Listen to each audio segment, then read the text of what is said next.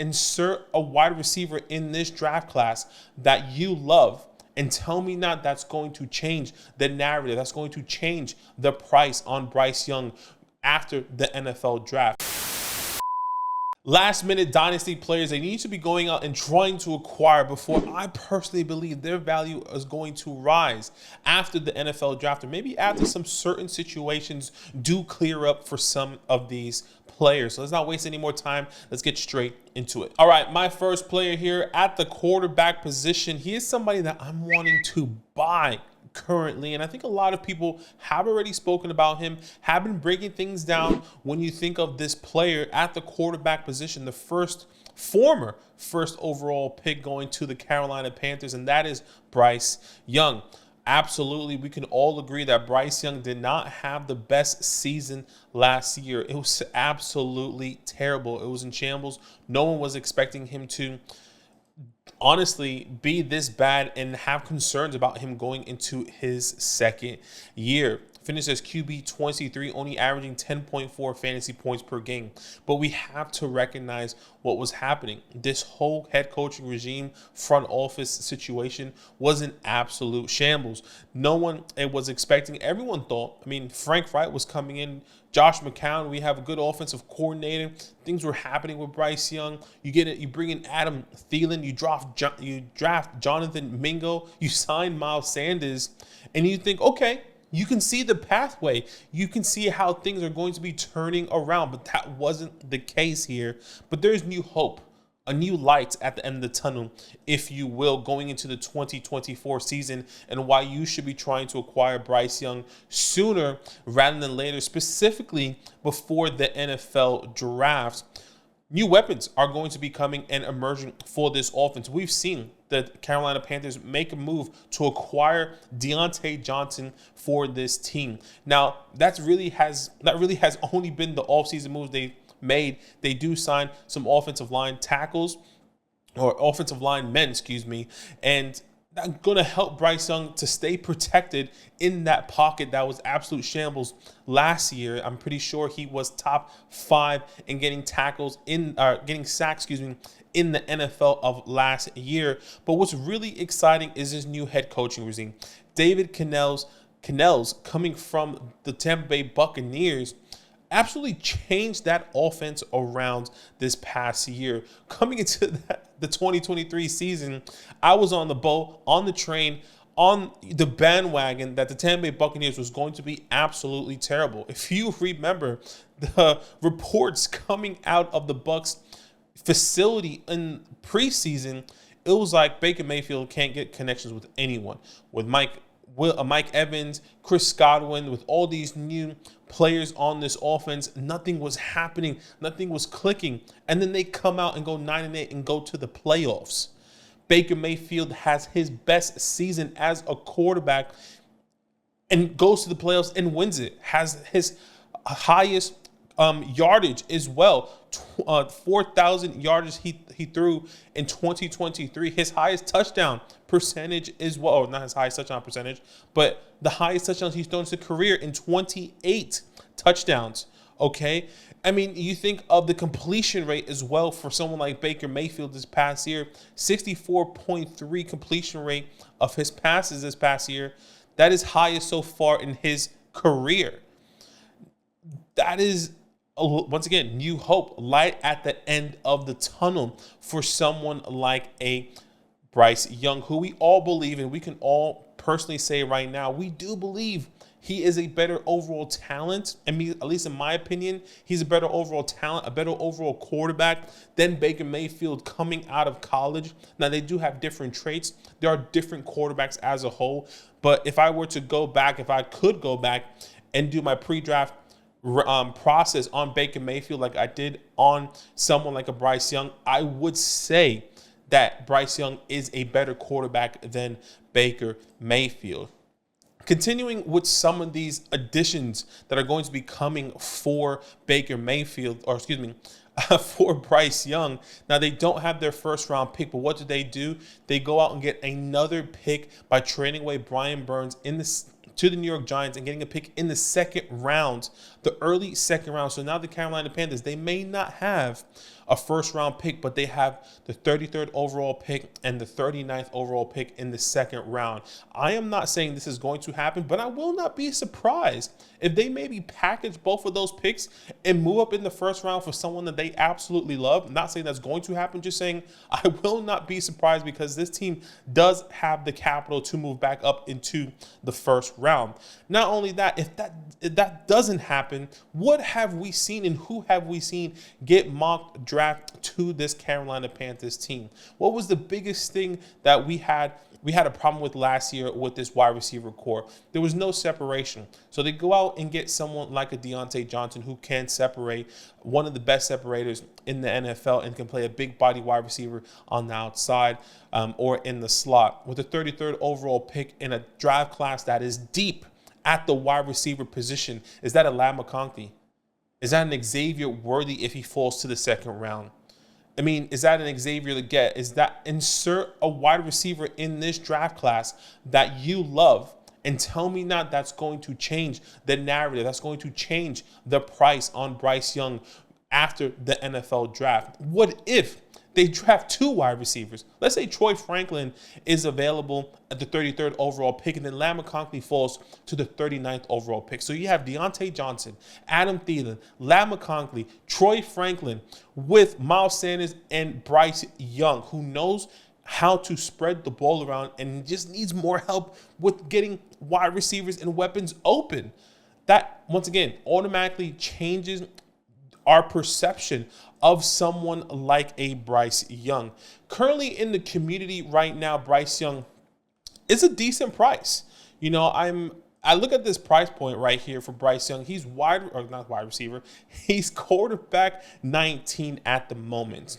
If you are in desperate need of a quarterback here, he is kind of ranging in the 2024 draft pick as the 110 to the 112. If I can get the 112 for Bryce Young at the moment, a quarterback that I believe in, a quarterback that I believe could easily take the next step going into 2024, that's exactly what I'll be doing. If I can, once again, send the 111, the 112 for him, maybe package the 112 and a mid-second just to get a quarterback on my team, that is exactly what I'm trying to do. So go out and try to acquire Bryce Young as soon as possible.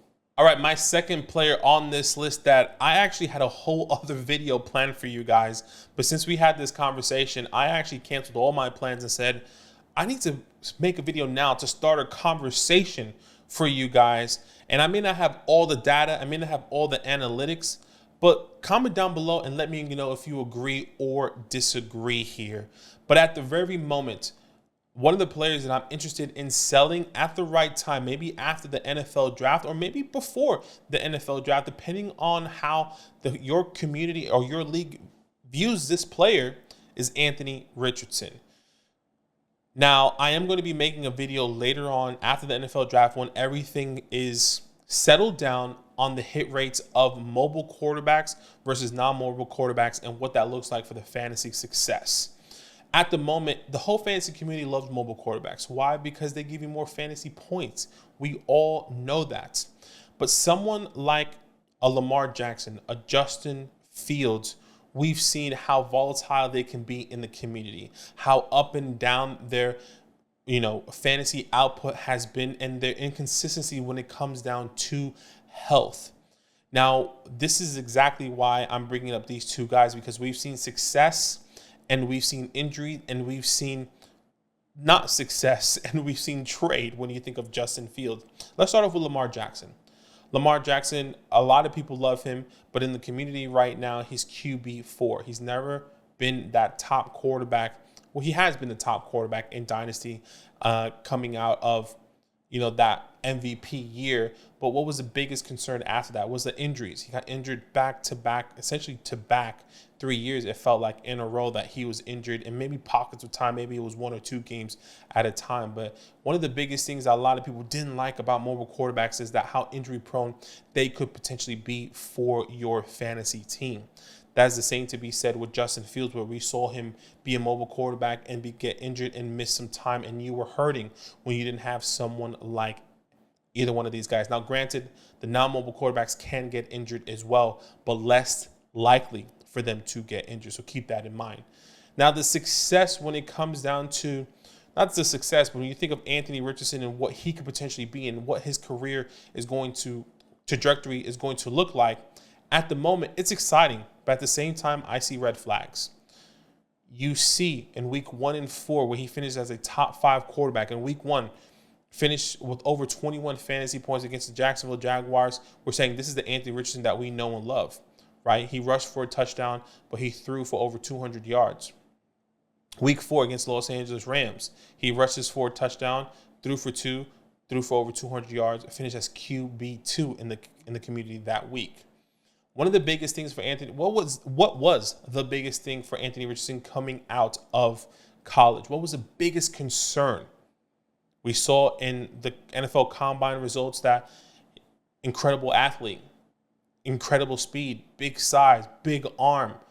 He was the best talent after that NFL Combine since Cam Newton, a lot of people were saying. But what was the biggest concern that he always had in his profile, even before the NFL Combine? Can he improve his touch and accuracy as a passer? And we actually don't know that at the moment. What we do know with the short sample size is that he threw for less than 60%, had a less than 60% completion rate in the 4 games that he played. Now, some of those games he left. So it's not the best sample rate that we've seen. But the reason why I say there are red flags when it comes down to Anthony Richardson is because we haven't seen the success with him at the moment. And there's no excuses. You have Shane Steichen, you have Michael Pittman Jr., you have Jonathan Taylor, and another weapon that could potentially be drafted by this team. We've seen mock drafts of Malik Neighbors going to the Indianapolis Colts. We've seen mock draft of Brock Bowers going to the Indianapolis Colts. If the reason why the Indianapolis Colts is not winning games, are winning games, and is not because of Anthony Richardson, or maybe the better way to say that, if the Indianapolis Colts are not winning games and it's not because of Anthony Richardson, that is a huge problem and a huge red flag for me going into his second year, because it just falls into another Justin Fields type of scenario. And this is with better weapons. Now, granted, Justin Fields is a completely different prospect than Anthony Richardson. Lamar Jackson is a completely different prospect than Anthony Richardson. I'm not saying I'm giving up on Anthony Richardson right now. I'm saying I would rather do risk aversion, than trying to believe in Anthony Richardson and how high his ceiling could be. Then in a year from now saying, man, Anthony Richardson just didn't pan out the way we all thought. He used to be two first-round picks, or you could have pivoted him to a Justin Herbert or Joe Burrow, but now you can only get a Tua or a Kirk Cousins or Jared Goff. That is the difference that we're going to be seeing, and that is the risk we all take in Dynasty football. But if at the moment you can tell me I can pivot to a sure thing in a quarterback who has been averaging over 20-plus points per game, nearly 22 points per game when he comes down to these top 6 quarterbacks, because that's what people want. People want the mobile quarterback because their upside is higher with the Lamar Jacksons, right, with the Justin Fields, and how they'll be averaging these higher 23-plus fantasy points per game. Can I get a Justin Herbert that I know is going to get a second-year contract, or the second contract, right? Or he's already on the second contract. Joe Burrow that I know is already on the second contract. Jalen Hurts that's already on that contract, right? And we've seen the success there. That is a type of connection that and pivots that I'm going to want to be doing when I think of Anthony Richardson. Now, I said it in the beginning of this take. I don't have all the data, and I'm going to be bringing that into a video after the NFL draft. But I just wanted to have the conversation and bring the thought process to you. Would you rather have some of these other players than Anthony Richardson based off of what we know so far? Then what are you projecting? Because a lot of people have Anthony Richardson extremely high. Can I trade Anthony Richardson for a top 5 pick in this NFL draft and lean on maybe a Marvin Harrison Jr. and get some more draft capital, or lean in a Jaden Daniels, who I believe is a similar prospect but a better passer? When I say similar prospect, but has a rushing upside, but a better passer already out of the gate coming out of college. Now, he may be a little bit of an older prospect. Anthony Richardson is only 21 years old, going to be 22 soon. So many different factors. Just wanted to bring the conversation to you. Okay? Keep in mind, don't drill me in the comments. Let me know what you think. Anthony Richardson, who could potentially be the next Justin Fields, or Anthony Richardson, who could be the next Lamar Jackson. Let me know what you think in the comments down below as I get to my next player. Last but not least on this list, and I just want to start off by saying this, I am not a lawyer, and that might give it away already. That is Rashee Rice. Rashee Rice is my player that I truly believe you should be going out and trying to acquire sooner rather than later. Take advantage of your league mates if you personally can, because I'm trying to do that everywhere at the moment. At his peak, at one point in time, Rashee Rice was a wide receiver 20. He is currently the wide receiver 31. He has fallen 10, 11 spots since all the legal issues has happened. Once again, I am not a lawyer. I don't know all the details, but what I do know is from my personal opinion and what we've seen in the NFL's past, that some of these guys haven't even been punished for worse things that we've seen in NFL, I guess, quote unquote, recent history of legal issues. A lot of people we've seen in the community that a lot of the community doesn't believe that Rashee Rice is going to be this NFL player anymore. That's what people are saying in the comments. Rashee Rice is done. He's no longer a top wide receiver. He's dead in the water. He should be going to jail for a long time. Once again, all that could potentially be true. But what I do know from the history of the NFL, what we've seen from worser things, I mean, you compare it to domestic violence, you compare it to the Henry Ruggs situation, all those things does have video evidence, but what is the common denominator of that? Is injury and bad light to that person's name and to the NFL and or death. Now, I am not saying that what Rashee Rice did is right. What he put people in danger. I completely agree. Is he going to be in trouble for it? Should he, suffer the consequences? Absolutely. But is he dead in the water as a fantasy asset? No. Is he dead in the water as a wide receiver alone in the NFL? Absolutely not, because we've seen worser things and we've seen them come back from them. And Rashee Rice, respectfully, I know he put a lot of people in danger. He was driving on the highway really fast and put people's life in danger, but didn't get anyone hurt. So far from what I understand. Comment down below if he's hurt somebody, seriously hurt somebody, or maybe somebody is in life-threatening situation. I do not think so from what I've read so far. Once again, correct me if I'm wrong. But basically what I'm trying to say is a lot of the fantasy community is panicking on Rashee Rice. And the fact that he is wide receiver 31 in the community right now, and you can get him for a mid to early second, someone who was essentially a league winner in the second half of the season, wide receiver 4 from weeks 12 to 17, with Patrick Mahomes. If I can do that right now, because a lot of people saying, well, he had that little stint. That's right. He had the little stint and proven that he can be a top wide receiver, and he was a league winner. Now, if he didn't do anything, if he did absolutely nothing in the second half of the season, I get it. But the fact that he was a top 4 wide receiver in that span from weeks 12 to 17, I think speaks volumes. And if you can get him now, sooner rather than later, after or before his legal issues have died down and been settled, and say, okay, he's going to be suspended for 3 games tops, he can still finish the top 24 wide receiver. 4 games, top 24 wide receiver suspension. I still believe he can finish as a top 24 wide receiver.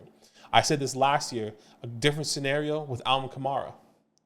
I've said this with Alvin Kamara. A lot of people saying, I don't want Alvin Kamara. I don't want him to, I just don't want anything to do with him. He finished as running back 11 this past year, and you could have got him on the low, and he missed 3 games.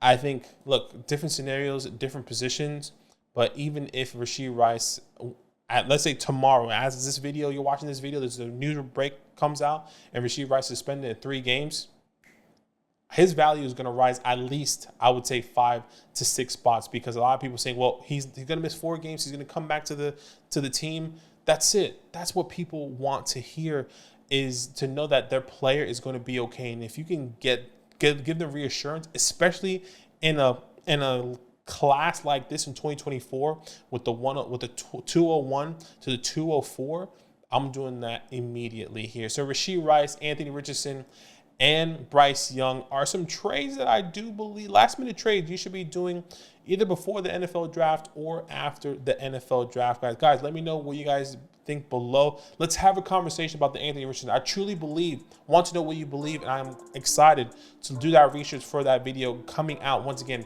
after the NFL draft kind of settles. Okay, I appreciate each and every one of you, and as always, it's all love. Now that those idiots are done talking, who needs some rankings? Hell yeah, I need some rankings. Then use promo code LAND, L-A-N-D, for 30% off any membership at flockfantasy.com. Oh. It's so easy, even your grandma could scan that QR code right there.